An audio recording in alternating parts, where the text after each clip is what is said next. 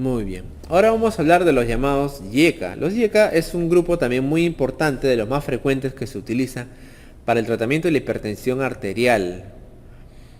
Vamos a ver, entonces, en el caso podemos responder la pregunta inicial, ¿no? Que me decía,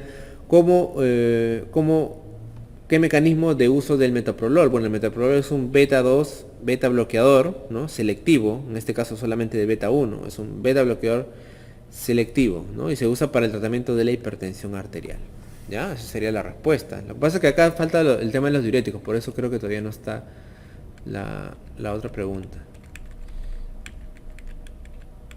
Ujú.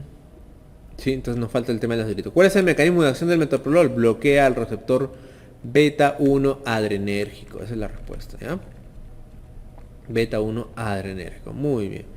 Entonces, ahora vamos a hablar de los YECA. Y acá también me viene otro casito. Me dice, un paciente, varón de 72 años, se presenta a consulta para seguimiento. Está en tratamiento para hipertensión arterial e insuficiencia cardíaca, con enalapril y un diurético. Está usando para la insuficiencia cardíaca enalapril y un diurético. Su presión está bajo límites aceptables, no tiene síntomas de insuficiencia cardíaca al momento y se queja de que ha estado tosiendo frecuentemente en los meses pasados. La anamnesis y el examen físico no revela otra causa de tos crónica, así que usted decide discontinuar su enalapril y empezar los sartán. O sea, el paciente ha estado tosiendo frecuentemente con el tratamiento aparentemente. La pregunta es, ¿cuál es el mecanismo de acción del enalapril? ¿Por cuál mecanismo el enalapril se convierte a su forma activa o enalaprilato? ¿Cuál es la causa más probable de la tos? ¿Y cuál es el mecanismo de acción de los sartanos? Es la pregunta, ¿no? Muy bien, entonces, a ese nivel ya tenemos que hablar de otra vía fisiopatológica. ¿Cómo se llama esta vía fisiopatológica, doctor? El sistema renina-angiotensina aldosterona, que ya lo han revisado, como les digo, en la clase de fisiología. El angiotensinógeno, que es una proteína que se produce en el hígado, se va a transformar a través de esta renina que se produce a nivel de las células juxtaglomerulares, va a transformarse por la acción de la renina en la llamada angiotensina 1, la angiotensina 1. Esta angiotensina 1 va a sufrir el efecto de la enzima convertidora de angiotensina. ¿Cómo se llama esta enzima?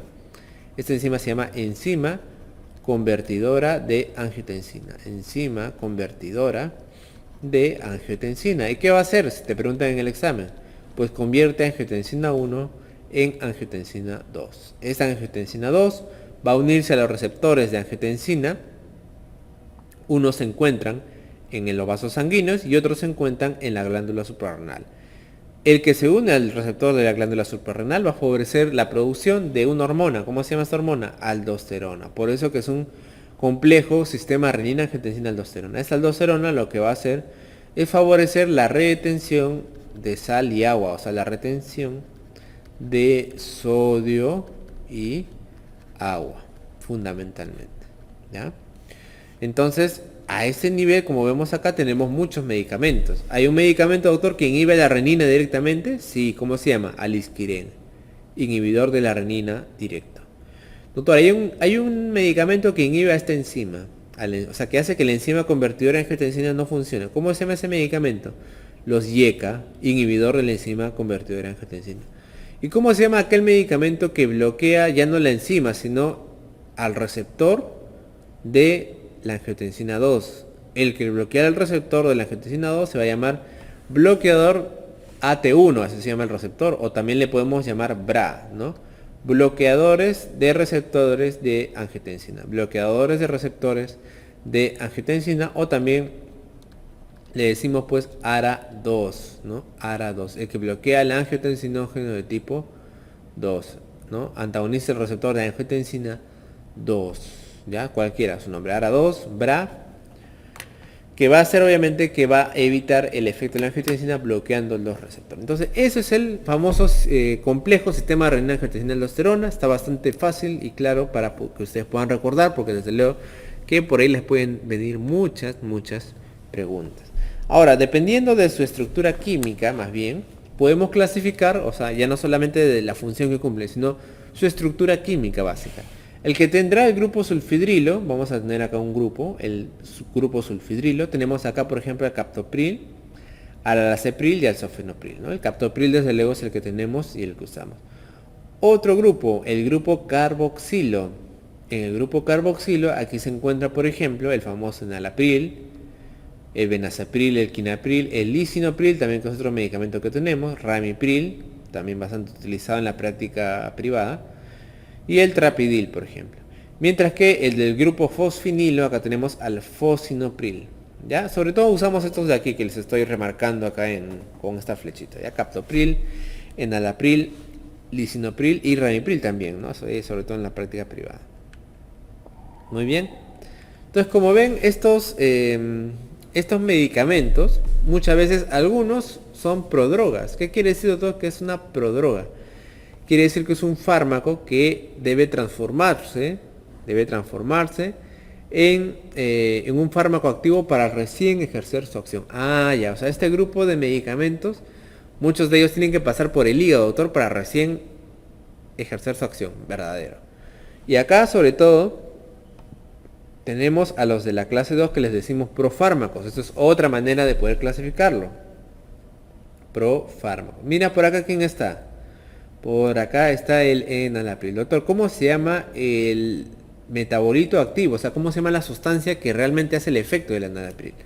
Su nombre, acá está, te lo presento, es el enalaprilato. Enalapril. ¿Y qué tiene que pasar, doctor, para que el enalapril se transforme en enalaprilato? Ahí está, justamente, tiene que haber un grupo carboxilo. Grupo carboxilo. Esa sería la respuesta, ¿no? La pregunta que nos habían hecho por ahí, ¿no? Igual, mira, por acá tenemos al ramipril, ramiprilato, ¿no? O en grupo carboxilo. Tenemos por acá también al fosinopril que hemos mencionado, ¿no? Grupo fosforilo, fosinoprilato. En el caso del captopril, como te das cuenta, sí, ¿no? En el captopril no hay problema, simplemente esa es la droga activa, ¿no? Captopril. Y en el caso del lisinopril también, su nombre es igual, solamente que se le agrega un grupo carboxilo, pero el nombre, la estructura básica es casi la misma, ¿ya? Acá también tenemos otros datos como el tiempo de vida media, ¿no? Mira que en el caso del captopril tenemos un tiempo de vida media bastante corto, por eso es que se da cada 8 horas. Generalmente el enalapril me dura más, lo podemos dar incluso hasta cada 12 horas, ¿no? Y acá están las dosis también iniciales para el tratamiento de estos pacientes de la hipertensión arterial. Como ves acá tenemos los famosos IECA, tenemos al captopril, al enalapril, que son los más comunes, ¿no? Aquí está la dosis de inicio de tratamiento. Podemos empezar el captopril con 6.25 miligramos cada 8 horas, 3 veces al día. Y la dosis máxima es de 50 miligramos 3 veces al día. El enalapril normalmente damos de 10 miligramos cada 12 horas, ¿no? Sin embargo, podemos empezar, siempre en ancianos sobre todo, tratamos de empezar con dosis más bajas para que el paciente vaya a ir acostumbrándose, para que no se le baje la presión de manera muy violenta. Y poco a poco le vamos sumando, le vamos subiendo la dosis. ¿Ya? La ideal, como dice ahí, es de 10 a 20 miligramos 2 veces por semana. Otro ejemplo característico, el lisinopril. Mira, su dosis también tope es de 20 a 40 miligramos, en este caso una vez al día, por el tiempo de vida media que tiene, que es bastante largo, ¿no? Y bueno, vamos a seguir avanzando, ya que los ARA lo vamos a comentar después, ¿ya?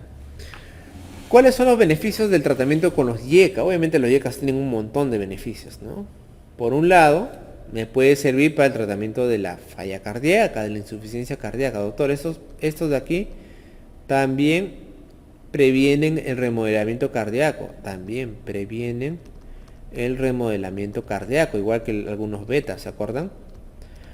Me sirve mucho en disfunción ventricular izquierda. Acá está justamente el proceso de remodelación, lo evitan. El estado posinfarto y miocardio, ¿no? Obviamente el paciente que ha sido infartado le conviene los IECA para evitar justamente este remodelamiento, ¿no? También, aparte de eso, el IECA me sirve mucho para el tratamiento de las nefropatías diabéticas. ¿Por qué, doctor? Porque me ayuda a disminuir justamente esto, que es la proteinuria y la microalbuminuria. ¿Cómo hace esto? El IECA, una de sus propiedades que hemos mencionado, fundamentales, es evitar la vasoconstricción. ¿Se acuerdan de los vasos? Pero uno de estos vasos muy importantes, uno de estos pasos, se da a través del glomérulo renal. En el glomérulo renal tenemos la arteriola aferente y la arteriola eferente. La arteriola aferente es la que llega hacia el glomérulo, ¿sí? Y va a dar pues origen a todo ese ovillo, a todo ese enremado que tenemos en el glomérulo. Y luego sale una arteriola que es la arteriola eferente, ¿ya? Entonces, lo que va a hacer este IECA va a ser bloquear a nivel de la arteriola eferente, va a producir la vasodilatación, ¿no? Entonces, normalmente la ECA, la enzima convertidora de angiotensina y el angiotensinógeno 2, lo que hacen es una vasoconstricción a ese nivel. Lo que va a hacer el YECA, que justamente es el inhibidor, va a producir aquí una vasodilatación. ¿Qué va a permitir la vasodilatación? Va a permitir que el líquido, la orina que está saliendo por acá, va a ir de largo y no va a ejercer una presión glomerular. ¿Qué pasa si ese conducto, esa arteriola está cerrada o hay una resistencia muy grande? Pues este líquido va a hacer una presión a nivel del glomérulo y va a pugnar por salir a través de ¿qué? A través de la orina. Y obviamente va a salir no solamente el líquido, sino también va a salir las proteínas. Por eso que los YECA se usan para el tratamiento de la proteinuria, justamente por su efecto que tienen de disminuir la presión glomerular, y de esta manera las proteínas van a pasarse hacia la sangre, van a volver a la sangre y ya no van a salir a través de la orina, disminuyendo la proteinuria, ¿ya? Efectos adversos que puedan tener, desde luego, igual me puede pasar como con los beta, que me vaya a la hipotensión. Que me vaya, doctor, a la hipotensión, ¿no? Hay que tener mucho cuidado, sobre todo cuando recién está empezando el paciente, no retirar después con mucha violencia. El angiodema es un efecto también que puede haber, pero es bastante raro en realidad. Es un efecto grave en el cual el paciente pues, puede tener un edema, ¿no? Que puede comprometer la vida del paciente. Muy raro. Neutropenia también puede haber. Y otro efecto un poco más frecuente es la llamada tos seca, ¿no? Esta tos seca se ve en 5 a 10% de pacientes. 5 a 10% de pacientes toman enalapril y les causa una tos, ¿ok?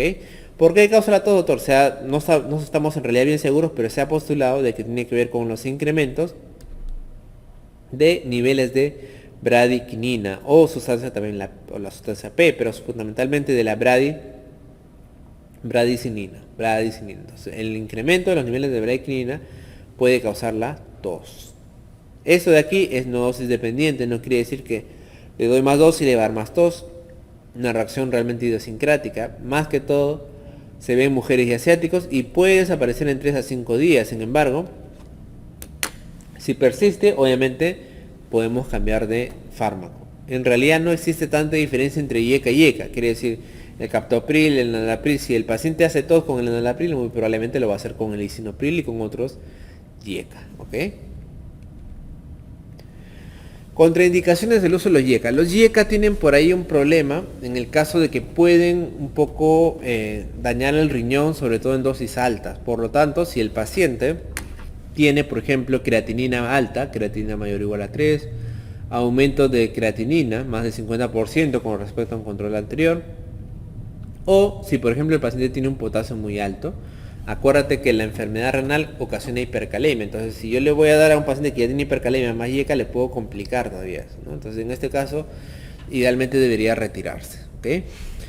Y si el paciente tiene, pues, un potasio menor o igual a 6, una creatinina menor de 3 y una presión arterial sistólica menor o igual a 90, en estos casos hay que tener un buen control de lo que es la dosis de este fármaco, ¿ya? Por eso mucho hay que darle un ojo a estos pacientes, ¿no? Si es más de 3, contraindicado. Si es menos de 3, observación. Por eso se llama control estricto de la función renal, sobre todo, pues, ¿no?